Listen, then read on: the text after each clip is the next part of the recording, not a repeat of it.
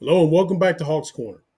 Um, Wanted to speak to everybody today about something that I put a lot of effort and energy into dealing with guns because I believe that you're going to carry a gun, you need to carry it at all times. And I believe that when you carry a gun, you want to carry it securely. You want to carry where you know where the gun is going to be. It should be in the same position at all times. The gun shouldn't be moving around on you, flopping around on you. It should be in one place. And when you reach for that firearm, as you should train, that gun needs to be in that same place every single time. In order to make sure, in order to ensure that the firearm remains in the same place, requires two things. First, you need a good belt. Let's just be realistic. These little nylon belts, these little thin belts, the little cool belts that you can buy are not very good for carrying a firearm. You need a thick leather or a thick nylon webbed belt that's very strong and sturdy. Because if you're ever in an altercation, not all altercations end up in you actually having to draw your firearm and shoot someone. You could actually be in a situation where you actually just get into a fisticuff. You get into a hand to hand combat situation where you and the person are exchanging blows or grappling or wrestling around, tussling, falling on the ground. And it may not ever come to the point of you having to draw your firearm. So if you are carrying your firearm and should that situation present itself, let's say you get into a physical altercation that only turns into a hand-to-hand combat altercation, then you need to have your gun securely in place and not worrying about your firearm falling out and falling all around on the ground, because then the person who gets the gun 95% of the time is the one who wins the fight, just being honest. So with that being said, one thing that I think across the board has become very important to all people who carry guns outside of the type of belt you wear. Like I said, I prefer thick leather. Some made by a company called 1791. Others, you can actually find at Walmart, as long as it's a thick leather, sturdy belt that will hold your firearm intact. But there's something else that you're going to need that's going to actually hold the firearm, and that is a holster. Now, people will spend anywhere from $600 to $700 on a firearm, and then go spend $15 for a holster, a little nylon mesh holster. Stick the gun in it. Guns flopping all over the place. Every time you bend over, people can see that you're carrying a gun. They see this bulge protruding out of your shirt. Why? Because people will spend all the money in the world to get the gun, but not spend anything to actually get a good holster.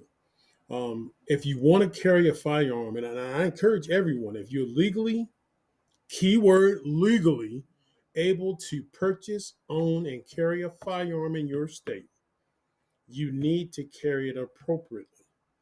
And one of the best ways to carry it appropriately is to get a good holster. Now, I've bought way too many holsters. I've tried everything. I never tried the mesh nylon that I've seen others use. I have tried leather holsters. I've tried plastic, um, form molded, universals. I've tried some of everything. For as far as leather holsters, thick leather holsters that actually are form fitting to the firearm themselves. So I've tried a plethora of different holsters in an effort to find what really felt comfortable to me. If I'm going to carry a gun, and I carry a gun everywhere I go. If I get up to go to the bathroom in the middle of the night, taking the Glock 23 with me just in case. But anyway, I carry a gun everywhere, and in carrying a gun everywhere, I need to be comfortable with the holster that I carry the gun in. Now, that being said, there are two schools of thought on holsters. There's an inside the waistband holster, and then there are outside the waistband holsters. Now, outside the waistband holsters are designed to be on the outside of your belt and be securely tightened or fastened to your body to keep the gun from chafing or rubbing against your skin. Now, inside the waistband holsters, a lot of times are a little bit more close quartered. They're closer to your body. Some people say that they're uncomfortable. They feel like the gun scratches up against them. When I carry my gun, and whether I carry it inside the waistband or outside the waistband holster, I always wear the athletic style, or what people used to call the wife beater style tank top underneath my shirt. So those I always wear that because yes, the guns do rub up against your person, and they will scratch you or they will aggravate your skin, irritate your skin. But if you put on the undergarments, if you put on the undershirt and you wear it underneath your regular outer garments, then it takes the abuse out your skin. Now, that being said, I've tried not every type, but I've tried so many different types of holsters, ranging from Black Hawk to Safari Land. And what I've found as far as outside the waistband that works for me, it's made by a company called Clipchamp. And they make a holster called the Warrior. Now, predominantly, not at all times, but predominantly I carry either my Glock 22 MOS. Now, this is the Glock 22 Gen 5 MOS. Gun is empty and clear. I carry the gun. It has a Holosun 507C. I got a TLR 1HL on the front side of it, light, and I also run Talon grips. I run the ones that actually feel like concrete. They're very aggressive, but when I grab hold to my firearm, especially in double taps or triple taps, follow-up shots, I don't feel like the gun is jumping around on me, so I'm able to hold my sight picture a lot better. So with that being said, when I started carrying the Compact Warrior holster, hard plastic, Kydex, has belt loops that are set up where it actually helps when you actually pull the belt loop tight. You'll see where there's a flex here. That actually draws these loops close up on your belt to help your belt provide more of a sturdy position for your firearm and your holster, so your holster isn't sliding back and forth. And this, like I said, is the Compact Warrior holster. It's set up for a firearm Glock 21, which now the Glock 22 Gen 5s, they're a lot thicker than the original Glock 22s and 23s. The Gen 5s are a lot thicker, so I have to run them out of a Glock 21 or 20 holster. But with the Glock 22 MOS, and again, gun is clear and empty. Nothing inside. Inside the Compact Warrior holster, it's secure. It stays in there. So when I want to go outside the waistband, I normally run with this here, with a thick leather belt. And when I get ready to go, now from being prior law enforcement, I always carry my gun on my hip, on my holster. Or some people call it the 3 o'clock position. I've always carried it there. I'm very comfortable there. And I'm so used to it being there because for 25 and a half years, that's where I carried my gun. So now that I'm, a civilian somewhat, I carry my firearm in the same position, but I like a holster that brings the gun up close to my person so people don't see the bulge. Now, because I'm 6'3", 290 pounds, I was not very big on inside the waistband holsters, just being honest.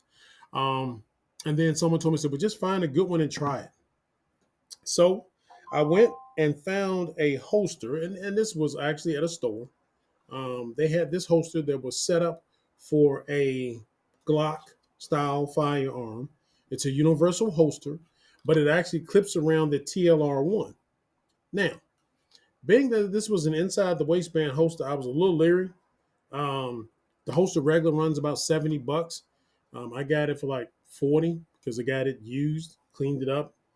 Being health conscious, cleaned it up, make sure that whoever had it before me didn't get whatever they had. But anyway, so started carrying the gun in this. Now, what I have found is that I actually like carrying my gun inside the waistband. Now, some people would debate whether or not you should carry appendix. Some people would debate whether you should carry it at 3 o'clock. Some people like the 6. Whatever works best for you and whatever you're most comfortable with. But I like carrying it in the same position that I carry the actual Compact Warrior holster. And again, firearm is clear. And then here, when you actually put your belt in, the belt tightens down on it and keeps the gun directly and sternly in place. So, what are you saying, Hawk? Look, if you spend money on the gun, if you spend money on red dots and flashlights and attachments, spend some money on a good holster. The holster is just as important as the firearm because if the gun isn't in place, if you can't get the gun out of your waist, out of the holster without pulling the holster up with it, That's a situation that's going to end up getting you a death sentence. So if you're going to spend money on a good gun, spend money on a good holster. Go out. There are a lot of different places where you can go. You can check it out online, Google it, look at stuff on YouTube as far as different holsters that people carry. But above all things, get a good holster. Don't cheap out on the holster.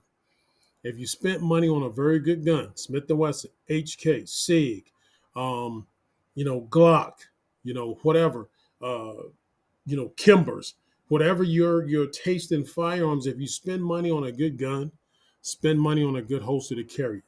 Springfields.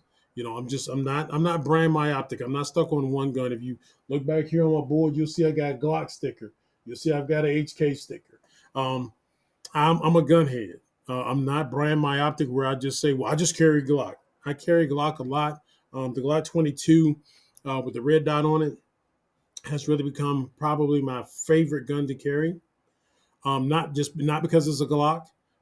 The setup works very well with the red dot. The Holosun 507C works very well. Then the Talon grips work very well, and I shoot it extremely well. The last two times I went to qual for my DCJS certification, shot a perfect score. Should never shoot a perfect score because anything ever happens and you pull a shot, then they're gonna ask, well, you shot a perfect score at the range. Why didn't you shoot a perfect score when 500 bullets are being shot back at you?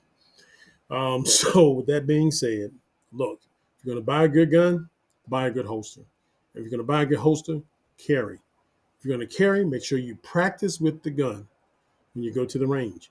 You can practice at home drawing the firearm out of the holster to make sure you are comfortable with the angle of the holster and the way the gun sits in it, as well as the amount of tension that's provided by the holster. One thing about the Compact Warrior, which I'm very pleased with, there you see this little screw here that adjusts the tension on your firearm. So you can make it where it's very difficult to draw the gun out, or it's a little easier. You have to really find out what works for you. I'm a large guy, so with me, drawing a gun out of a tight holster isn't a problem. So like I said, just find what works for you. But if you're going to buy a good gun and you're going to practice, get a good holster to carry. Until the next time, blessings and peace be upon you.